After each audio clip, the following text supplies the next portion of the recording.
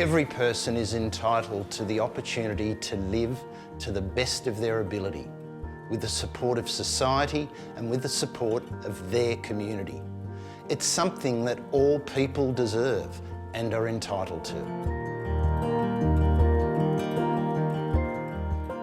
Life Without Barriers today provides support to a number of groups in the community that would be regarded as some of the more vulnerable people in our community. And within that, all of those people have their own individual needs.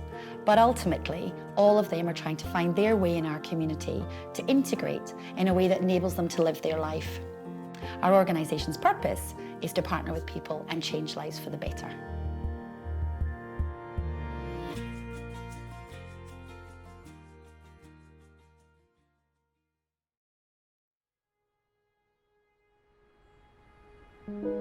Our values define our purpose and drive everything we do. They live in our hearts and minds. They help us be the best we can be and fuel our passion for providing care and support to our clients and customers. Everyone was diagnosed with autism from the age of 2.5 years old, and it's been a very challenging journey for us, my husband and I and my daughter. My mum unfortunately she suffered a stroke about 1.5 years ago, and I had absolutely no support. Up until I was 10 years old, I lived with my mum and dad, with my siblings. One day, my dad had a bit of a rough patch that showed in the family. At the time, I didn't really know what was kind of going on. After that, I was took out of school and I was homeless with my family for a long time. And we were living in my mum's van. It was very hard. It was a hard time. Our values are who we are and what we stand for. Living our values ensures we champion opportunity for all. When I was at school, I had trouble with reading and writing.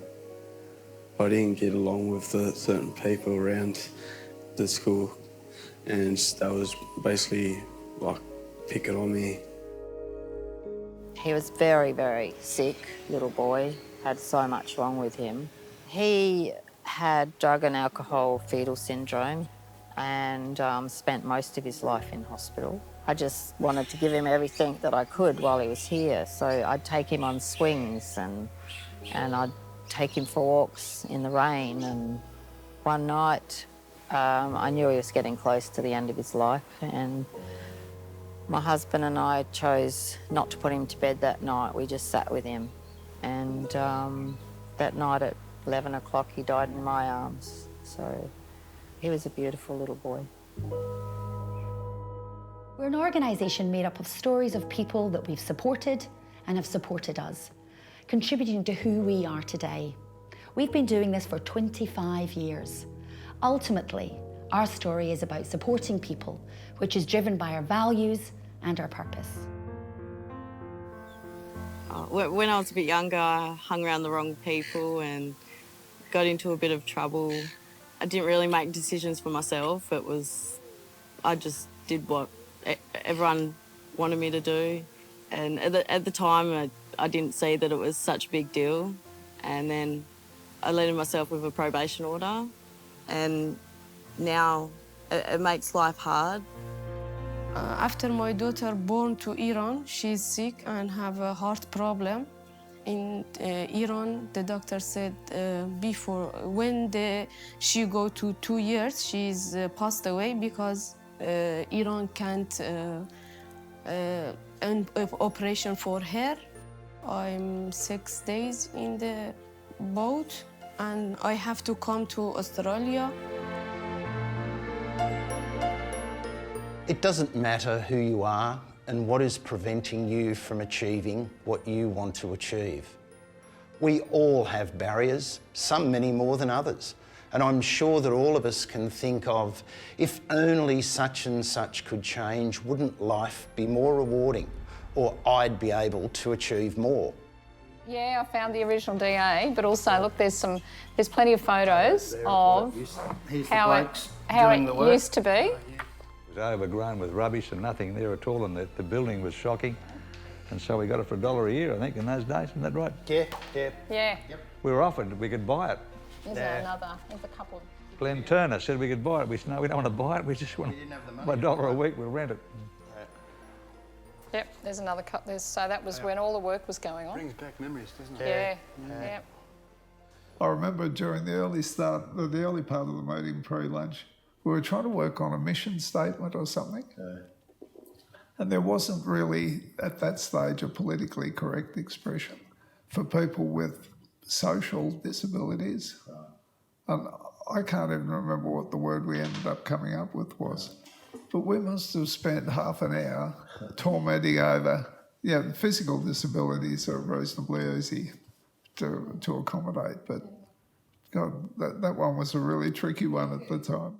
I've forgotten that meeting. That was a good meeting. The other thing has been, almost without exception in the 16, 17 years that I've been with Life Without Barriers, has been the united approach that the board's taken. Everybody's got in there and chipped in and contributed what they had to contribute, and leave time and energy for other people to contribute as well. It hasn't been a one-man band.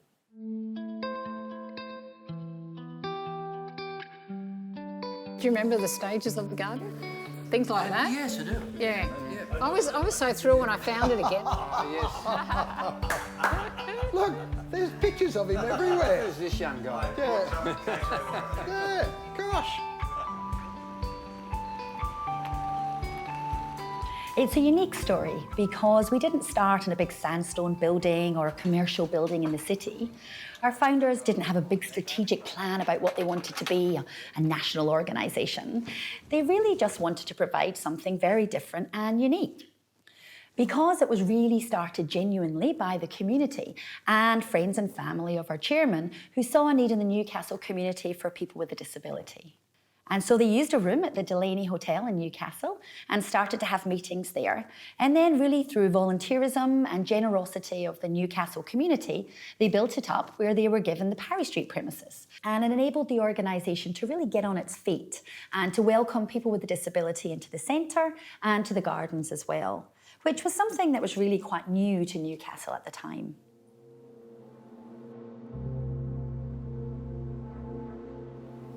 That's really pleasing to me that government departments would have the confidence to go, we're in trouble, can you do this? And we'd go, yeah, we're with you.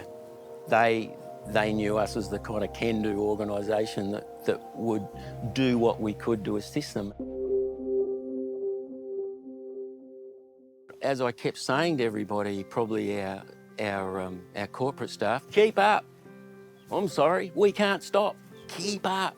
Work harder, do whatever you have to do. And they were fabulous. They'd go, okay, we're there. Because it was time to consolidate, and I felt very comfortable when I talked to the board about leaving and said, I really think this is time for me to go and for Claire to come and step in and take over. The more I got to know Claire and as I could see her developing as a leader, because by the time it was the right time for Ray to leave and getting a new chief executive, the actual decision was easy because Claire was clearly the person that we needed for the next phase of where Life Without Barriers was going. Ray Dunn, our previous chief executive, had done a phenomenal job of growing the organisation and inspiring us and taking it out of Newcastle into a much broader arena. And then the vision really was to step into the space of being large, not-for-profit in the Australian landscape and to own that space as an organisation. So at that time, we were in all jurisdictions and we were caring for a large number of people, and we're probably 4 times as large now.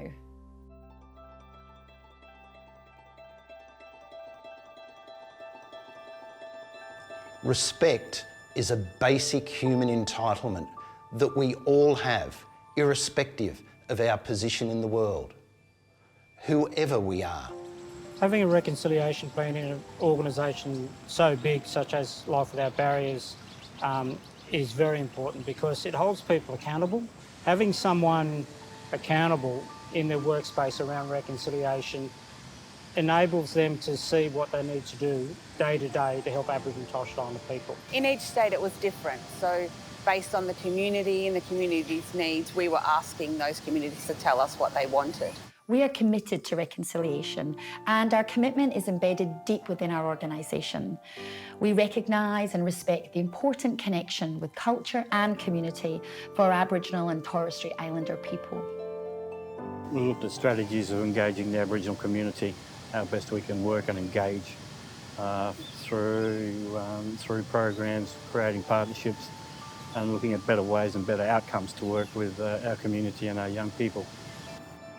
Sharing what information we have and actually sharing the information they have and bringing other people on board, working with our LWB staff and our communities to build better relationships, build partnerships. It's not only to mentor or to support Aboriginal and Torres Strait Islander staff, it's anyone. It's to help anyone in LWB to ensure they have the tools, the resources to be able to make better decisions on how we do our work. Through our commitment to reconciliation, we seek to address inequality and actively support programs, services and activities that reinstate the independence and pride of Aboriginal Torres Strait Islander communities. The greatest impact I think that the Reconciliation Action Plan and the commitment from the organisation had on our clients was the further development of what is known as our Cultural Connections program. People's identity and culture was valued, it was put first, it was used to actually decide what type of services we would provide to them. Yeah, we're working very closely together now.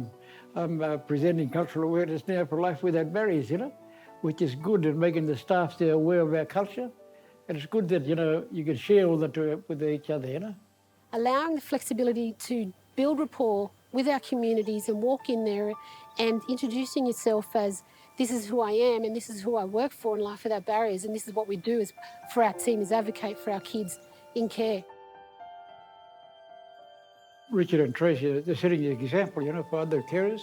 Some of the outcomes that I've witnessed is their self-esteem, confidence.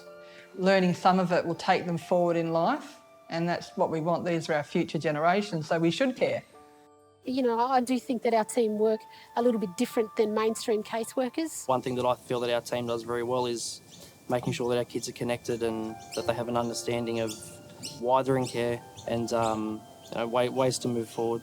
We believe that reconciliation is everyone's business and actively promote a culture of diversity and respect across our organisation.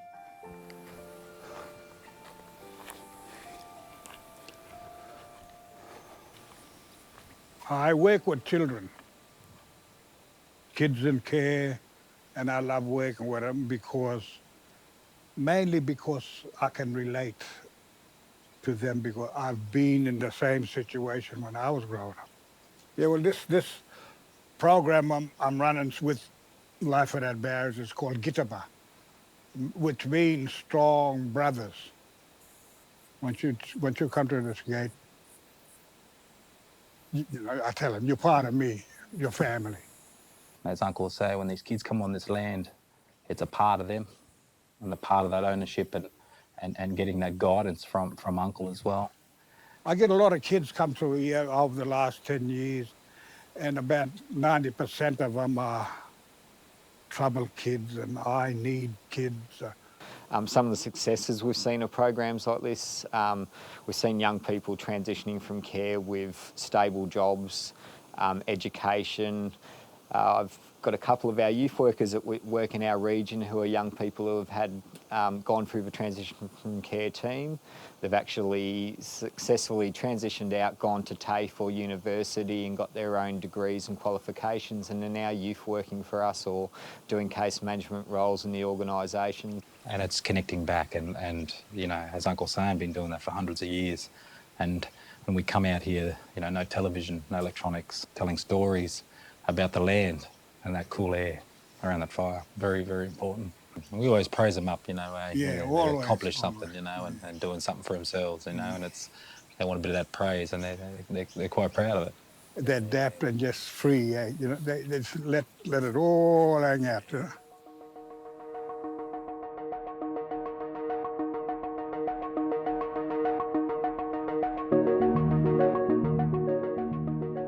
I entered the driver's training program because I was starting to get in a bit of trouble, and my mentor told me about Life Without Barriers. Getting my pairs gave me my independence, getting my job. We help them with their literacy, they get their theory tests passed, then they have to get an ID. They get a logbook, which they fill out and do 25-hour supervised driving. At the end of that stage, they can actually sit for a practical driving assessment. This is the exciting part now. We're going to present you some Ps. Congratulations, that's really excellent. So the great thing about the program is that it enables young local people to gain employment if they want to join the mining industry. And I've also been told that a young man called David Yaron has also received an employment opportunity through us through that program. Yeah, that's changed my life. And now I just look at the future. I just want to get myself a house, a nice car, pretty much all the things that I want.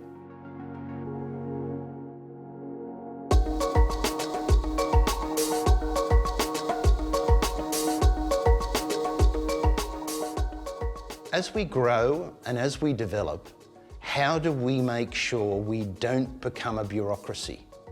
How do we make sure that we don't start taking things for granted? We've been heard.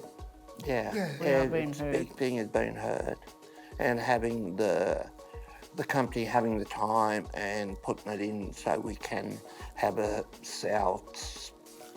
say, what we think's going wrong, how they're breaking down. Yeah, what's going Yeah. right. Yeah, like communication-wise as well. The Disability Services Advisory Council has been a driving force in our organisation for people with disabilities to choose their own staff in a way they're comfortable being involved in the process, which might be just meeting the applicants, it might be participating in the group interviews, or it might be sitting in the interview itself. That's sort of common practice in our organisation now, really been driven by people on the DSAC Council who have really said that's what they want, and then being informed by them about the qualities of the workers who they want to have in their life every day.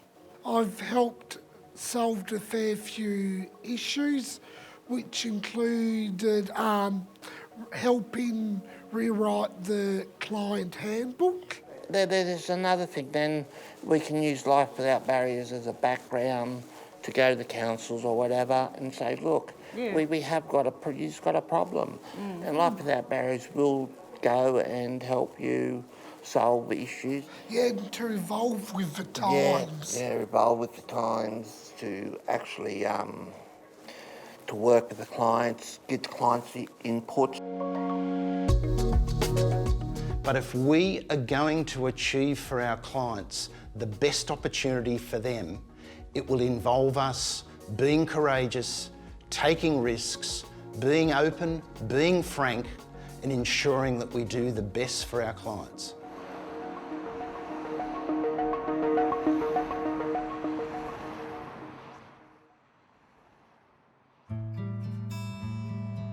Engaging people with lived experience is a real strength for our organisation and an opportunity for us to learn and grow through living our values, inclusion and connecting people. I'm a community peer worker. That means that I have a lived experience of mental illness, that I am someone who has recovered. I have a journey of recovery, so much that we just need to manage the illness. It means that we're living well with our mental illness. I do a number of roles, but one of my roles is to be a consultant to the support workers, and that filters through to help the clients. So if people feel like they want to know more about something, or that they might be stuck with how to help a client, then I can help support them and talk to them about strategies I've used, or consult with them about things that have helped me in my journey, and that they might be able to help a client as well. Life That Barriers is responsive as a provider of services for people with a disability. We understand the importance of empowering the individual to have choice, access to services, opportunity for greater independence and community participation.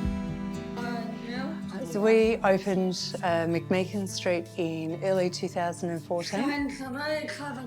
And the intention of the house, with the way that it's established, with individual units all under the same roof line, is for people to have the opportunity to live with a greater deal of independence, but still having the level of staff support that they need to do that successfully. So Sandra was pretty excited about moving here, weren't you? One of the great things for Sandra is that she's had the opportunity to create a home for herself and to use the skills that we knew she had but didn't really have the opportunity to use every day. So Sandra has fabulous skills in the kitchen. She enjoys cooking, she likes to clean, she looks after her house, she loves getting down the street and really doing as much as she possibly can for herself and in a more supported environment.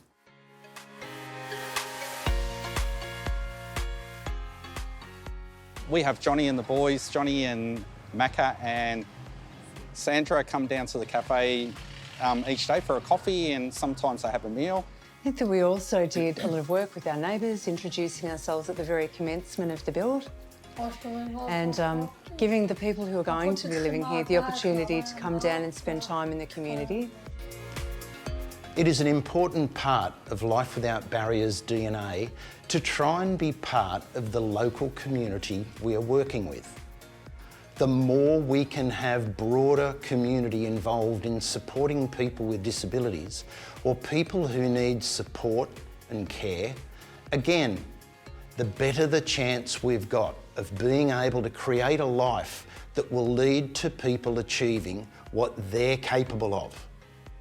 As an organisation, we can only do so much. Being part of this has made me feel incredibly proud. I'm really proud of the staff team, of the work that they've put in to support the people who live here. It really has been lovely that people feel so welcome.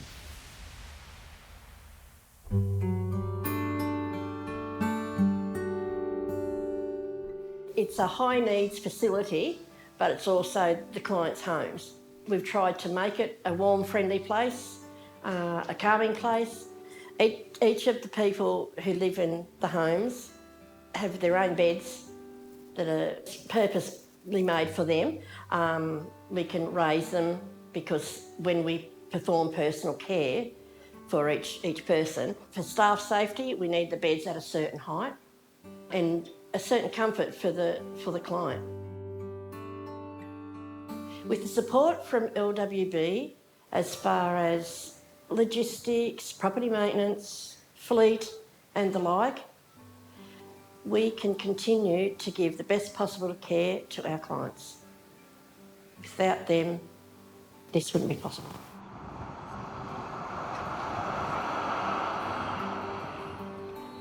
The well-being of children is our greatest concern. Ensuring children are well cared for, supported and protected is an absolute non-negotiable priority. You can go and play, darling. Go and play. Mummy's sign you in. Everyone wants a hug. Rang Paula and she asked me to come immediately if I could. Came here, had a look at the centre, fell in love with it.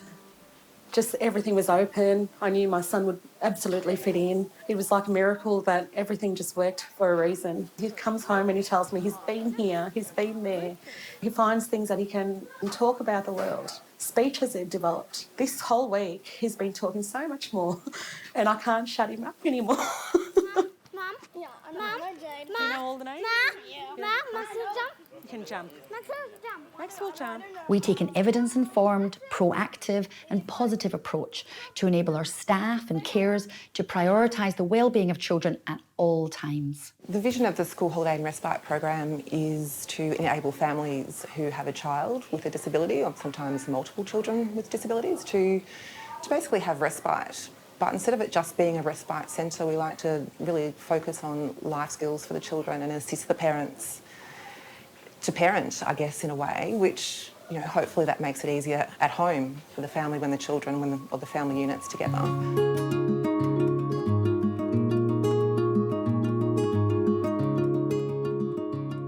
Young people growing up and going on to adulthood are particularly vulnerable. We provide a continuum of services to young people transitioning to adulthood.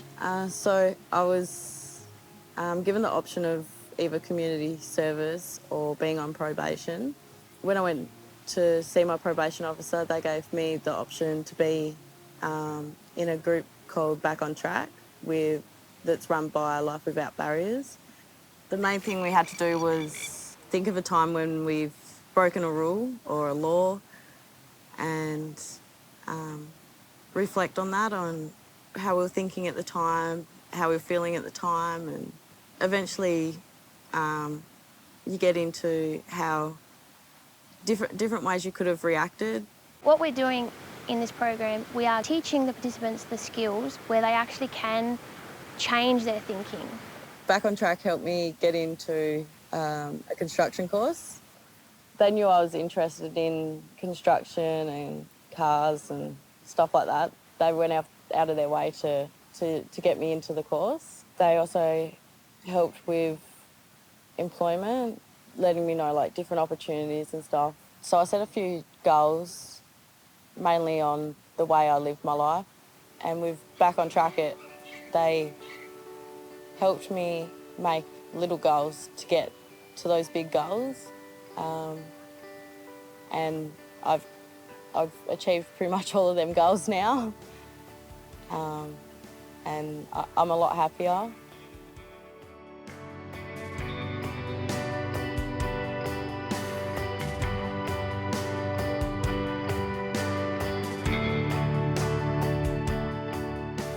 So next step aftercare is a statewide service for young people aged 15 to 21 years of age. So the service itself was co-designed by young people for young people, and we have a great partnership with the Create Foundation, who assisted us greatly in those early stages around how this service would look.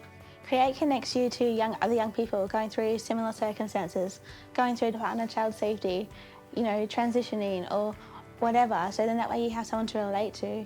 Because I think it's one of those things that when you're a young person, you don't know where to turn. I thought I would be better off on my own, but better off on my own actually, left me living in an abandoned warehouse. Some of the things that came out of our experiences in talking with those young people at the time was that they really wanted a service that they could work with that was on their terms. I'd get taught how to cook for myself and how to clean, and I didn't believe it. I thought someone was playing a really awesome joke on me. I put my faith in it and I went with it and I stuck to the program, and here I am 4 years later. I know for a fact that I wouldn't be where I am today without fantastic support from Life Without Barriers and Next Step support, guiding me towards my goals and ambitions and putting me on the right pathway for where I should be. Sometimes it's even just that little bit of motivation that you need, you know.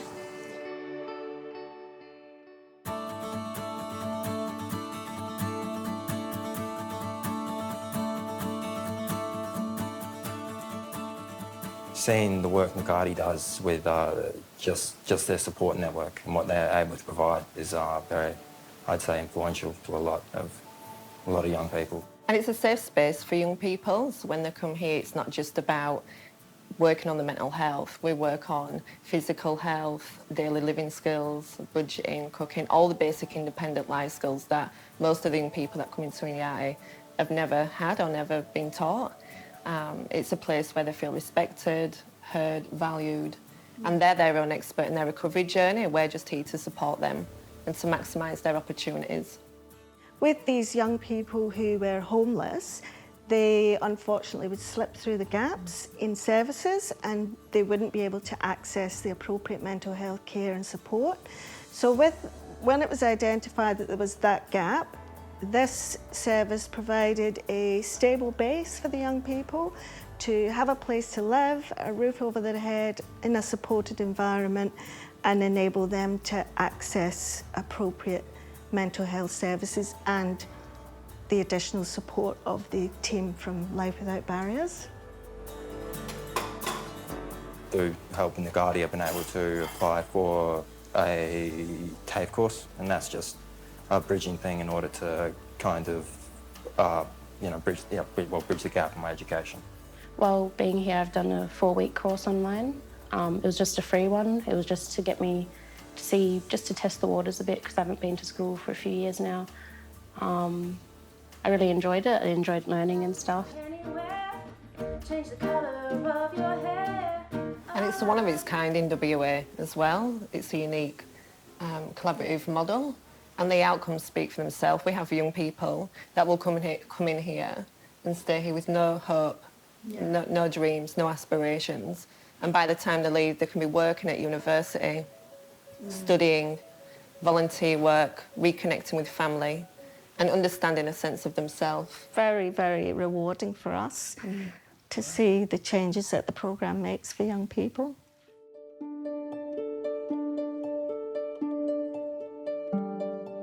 When people sometimes comment in awe of what Life Without Barriers has achieved, it's because we're meeting a need. It's because we work hard at identifying what will help improve people's lives and then commit ourselves towards achieving it. And when you do that, more people come and ask, and more people want to be involved with the organisation. More quality people want to be part of the organisation because that's part of its DNA. The initiative that LWB has taken to invest in the educational consultant program that we run, I think is, shows great leadership and great care of young people. Relationships is our first value, because we know that regardless of model or way of working with people, that if you don't have a relationship there, it's almost a flawed intervention. So Youth Plus is connected with Edmund Rice Education Australia. I've been involved in working with young people for really complex reasons have fallen out of mainstream education across the nation. And that, in a sense, the quality of the relationship that you develop with people in itself can be a stronger determinant of life outcome for people. We work with teachers and other school support staff and principals and leadership teams in schools to help them understand about the background that young people who are in care come from. Most or all of the young people who we work with have experienced some childhood trauma, and that really impacts on their ability to engage in school, to build relationships, to learn. It's only at that point that they can engage in learning, and that's driven really by relationship building. It is, yeah. And trust between the two parties, the young person and the teacher, and developing that trauma-informed practice. Sitting behind all of that, I think, is the care and the compassion that the Life Without Barriers team comes together, and we're part of that team. I think what we've found in this partnership has been we've probably had a pretty simple kind of philosophy would be to keep young people at the centre of our thinking.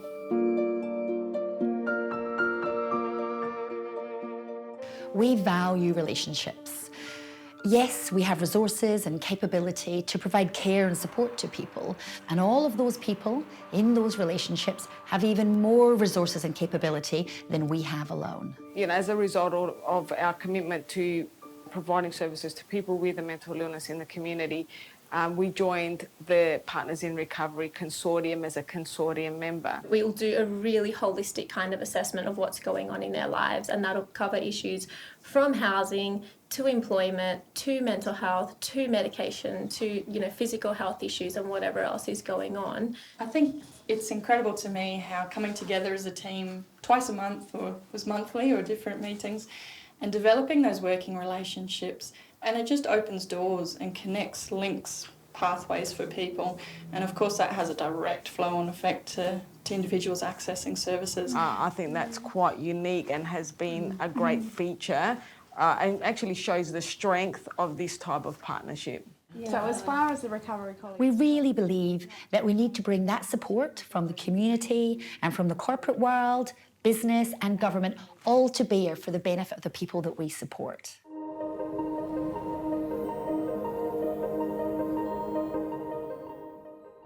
You're pretty much a regular here. Yeah. Yeah? Do you want to tell the guys what you're doing right now? Oh, well, I work, I get a job. Yeah. We embrace our responsibility to keep improving how we interact with our customers, as well as proactively opening up career opportunities for people with disabilities. So we have a number of Perry Street clients that have come work for shared service for goodness the last number of years.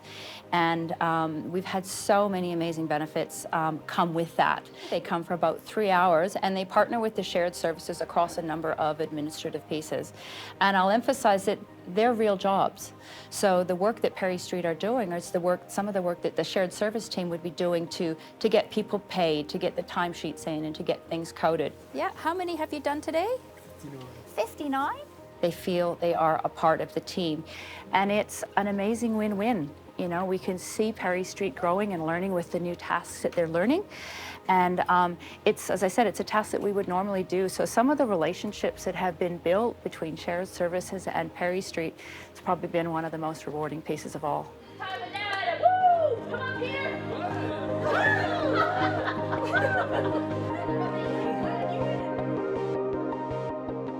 We can so quickly jump to conclusions when people are different to ourselves.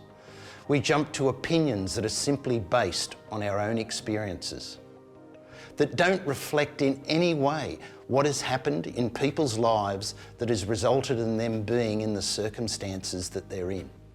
It's made me have a life after a long time. It's interacting with other people, and this helps that because I do get picked up of a morning and taken home at night. I enjoy the craft that I do. I came here after suddenly losing my husband, and I went into depression, and it's been the best thing.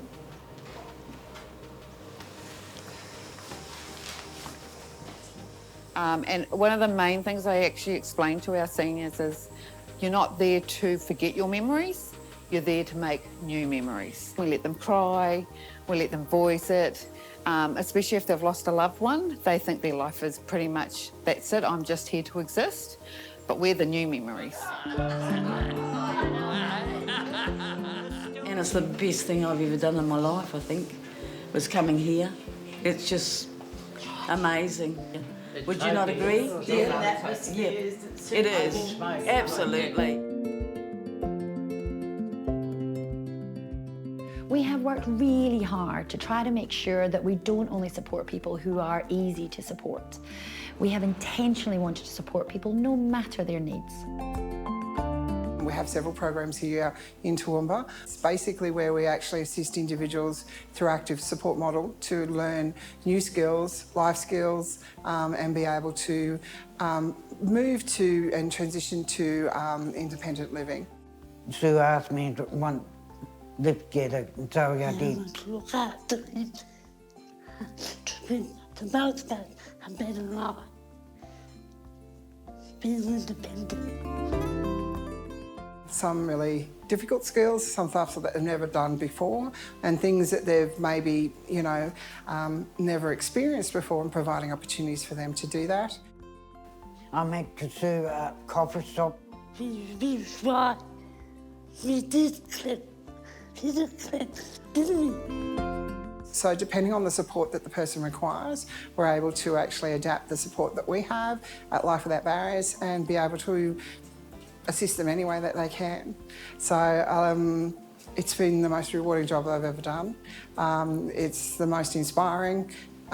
We talk about making a difference, but it's not just about talking about it, it's about making it happen.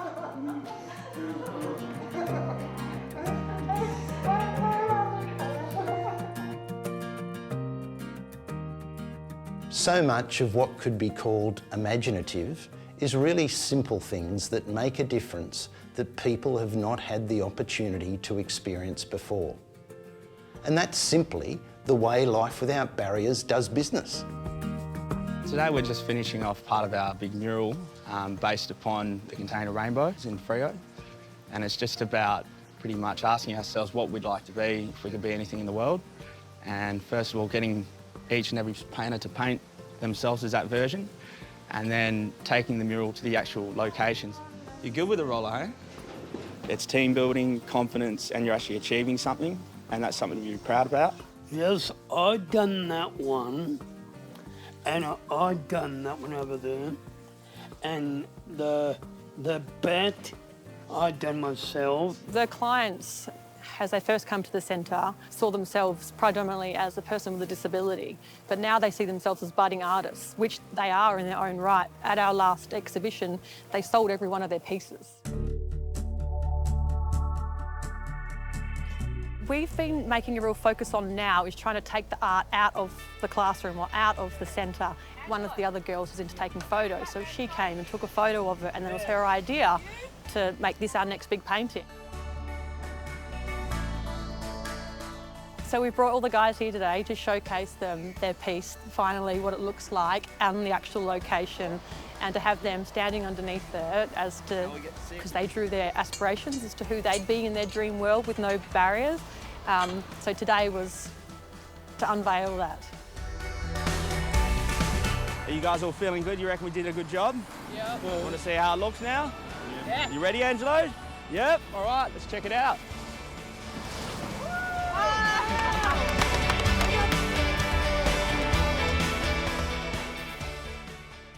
I think it's important to share because everyone really is unique, and if you do have little things that might set you apart, you can use that as a strength.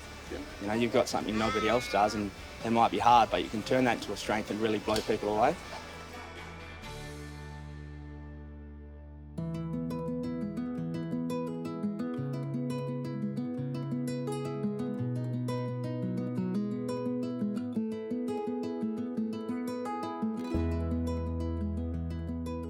So you remember how to do it? Huh? Yeah. A good man. Lovely. Yep. It's a very important part, isn't it? This is the most important part. Kevin's pretty much, he pretty much helped me with me cooking and reading a little bit.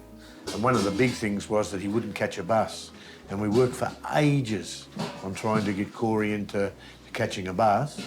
And we did it in steps. We'd go for a couple of sections and then get off and then catch another bus and so forth. And in the end, Corey, his confidence just went through the roof, and you know, he started catching the bus, and he's catching buses permanently now. And then the other thing was the cooking. He found it a bit hard at first trying to put things together, but we worked it out. The best thing for him to do would be to do a 4 ingredients recipe. Okay, what setting you got on, mate? Got it on 2 at the moment. Put him up to 3, mate. He's a very confident young man. He has got himself onto the board in the Gage Book community, and that really surprised me because he said to me he was going to go over there and sit down in the meeting, and when he came out he said, I'm a board member, and that was really, really good. He cares about the people in his area. He's like a son, and I wanted him to be a part of the family. I think it's starting to work with him. But, yeah. What do you reckon, Corey? Is it working? Yeah, mate. Yeah, it's working.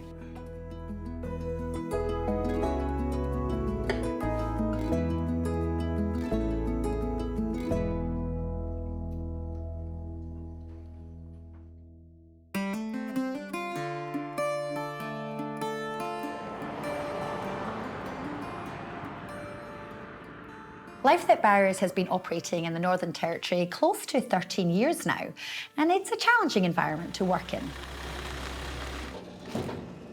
How's your day? Life Without Barriers operate a skills development program. The program is designed around supporting people with a disability to develop and also maintain skills. Computer skills, reading and literacy skills, numeracy skills. The music program provides an opportunity for our clients to express themselves, and our program provides that environment for people to let themselves go and feel comfortable in the skin that they're in. Do you want to water the other one? Yeah, the other one there. Good job. We also offer a gardening program. They're all fragrant plants. They still can get involved and it's a sensory experience for them. In addition to that, we also have our vegetable patch. And when it comes time, we'll harvest the vegetables. And then from there, the clients take the vegetables and we cook a basic meal. Hello, everybody.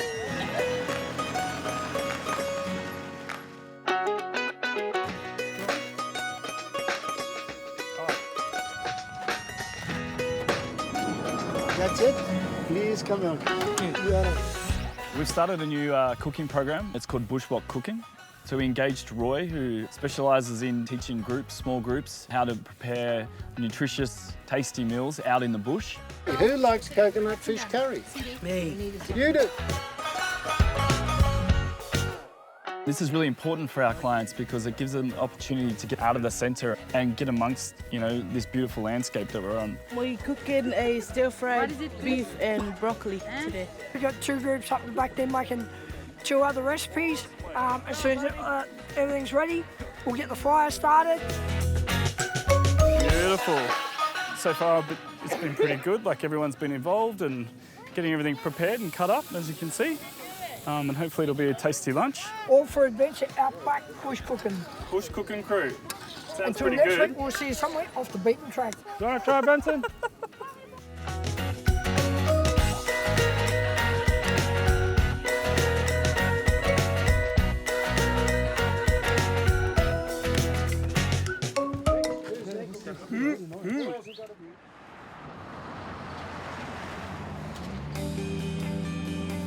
Another service that we also provide here in the Northern Territory is our disability supported accommodation service.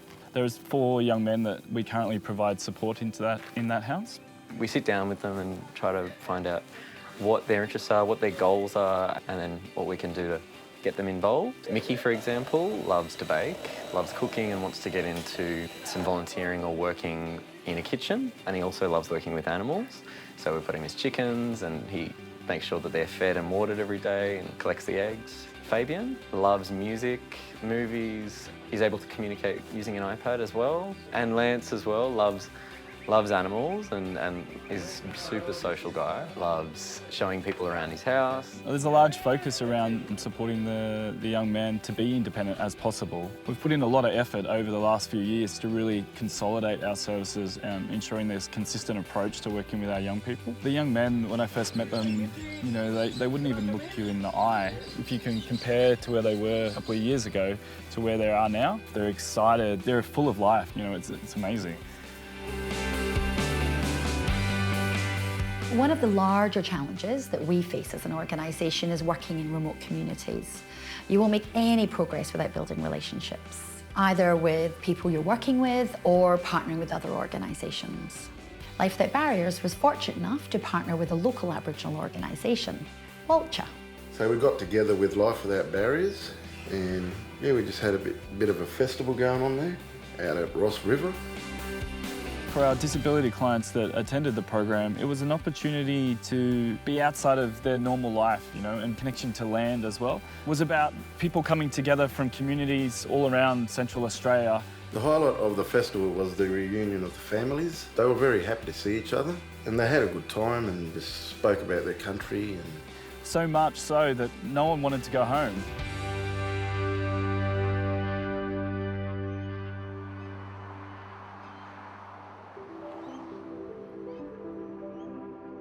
At Life Without Barriers, we care for many children and young people in the out-of-home care system to provide them with trusting relationships and a stable home environment. Foster carers take children into their homes and provide them with loving, understanding and safe care. I think being a carer, it brings out the nurturing in a person.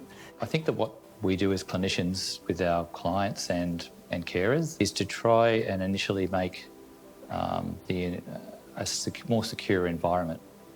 The importance of a good foster care placement and a secure foster care placement is paramount because I guess the earlier that a child comes into our care and the longer they're in a stable placement for, the better the outcomes. And the carers that have us are very supportive and very loving and very kind of go-getterish, you know, go do it. The role I see as a foster carer is simply about family, being able to provide a safe, loving relationship within that family.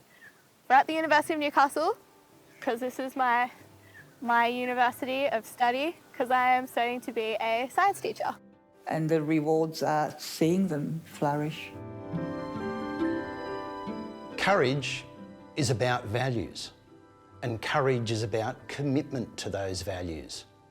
And at times, this requires you to fight for what's in the best interests of clients, to ensure that the services that we provide, the experiences that we're able to provide, are in the best interests of clients and gives them the best opportunity for their lives.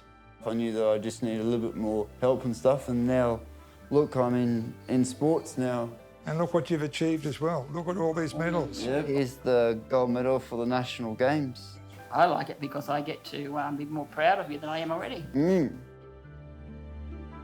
If you can provide a person with a disability or a child in out-of-home care, or a person with mental health challenges, with someone who's going to journey with them in life and build a trusting relationship with them, then within that relationship, that person is willing to take risks and to make changes in their life, to do things they might not have thought they could do or they may have never thought was possible. And that's where the magic happens.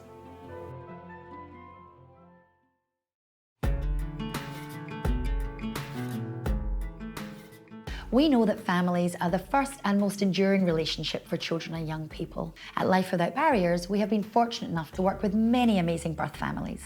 FISH is all about improving relationships between parents and family and kids in care. As a parent, it's a space where I can go and speak to other people that have been through similar stuff and people that have solutions and are willing to help. It's led by parents and has parents who are keen to have their voices heard and keen to make a change. And the parents who are leaders of FISH are people who know what it's like to have a child removed and placed in care. I'm really passionate of speaking to carers and out-of-home care agencies, speaking to parents in hope that there's something a parent can get out of my story. Well, the website, we hope, is a reflection of parents' experiences and includes lots of advice and tips from parents who have successfully navigated the system. We hope that parents are able to get some useful information how to deal with caseworkers in the department as well as caseworkers in agencies, and some useful information for agencies to learn from parents and learn from their experiences so they can improve their practice.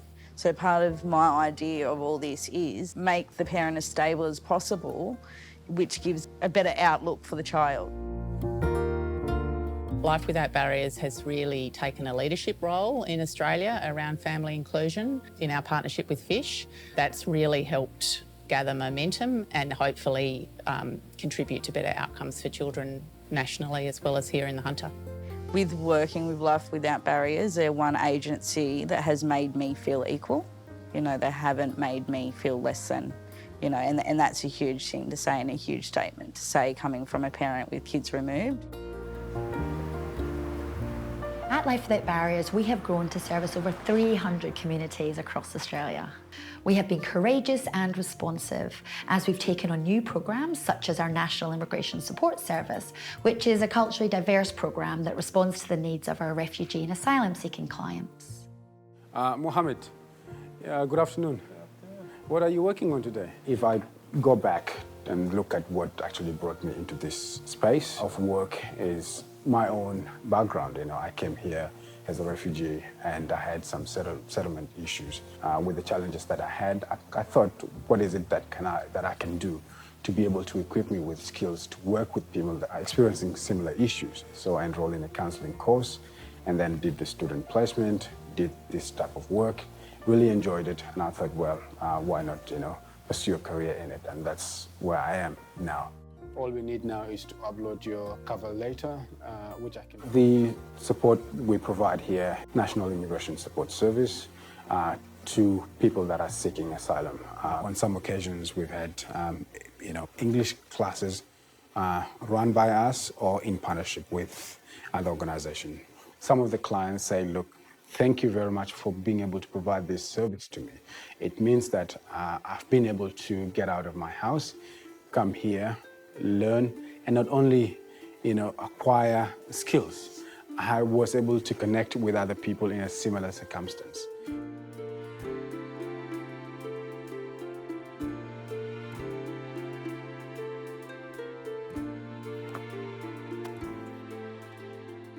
Before hippie, I can't speak English very well.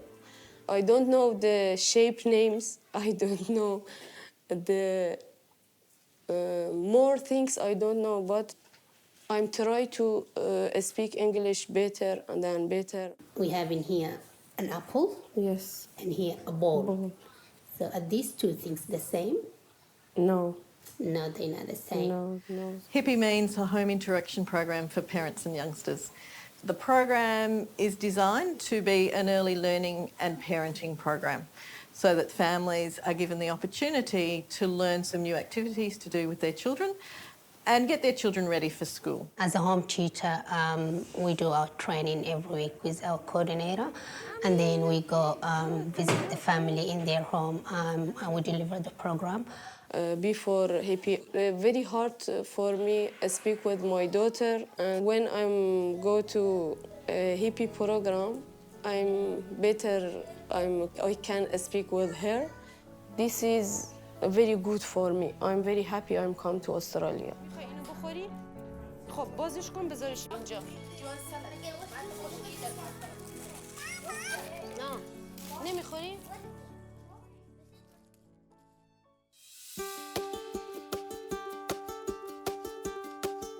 This is where we've come from, but every day we're a new organisation. We are agile, diverse. Life Without Barriers has a vibrancy about it, which is contemporary and moving with the times. Then what makes this happen is our people, all across the organisation, be that foster carers, volunteers, our staff, our managers, our board, and no matter what role people are doing, whether they're in finance roles or payroll, all the way to the people on the front line. All of those people are needed with the values in their heart and the purpose in their mind about what we're all here for. And that's what comes together to make Life Without Barriers the unique organisation that we are.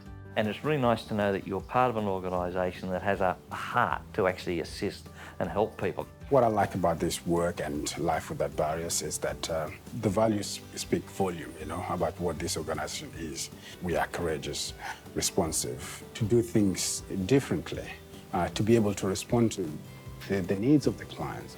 I just love doing what I do, making a difference to these children. We're only in a small town, but there's so much happening here, and it's amazing to see that we've had such a positive impact on the people that we support. We were different. Point of difference is a beautiful thing.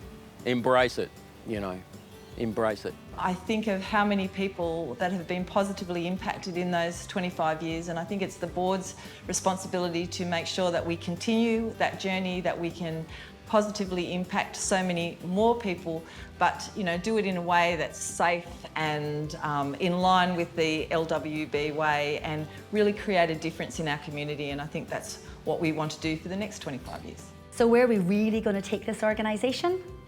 I can't answer that because it's not the kind of organisation we are.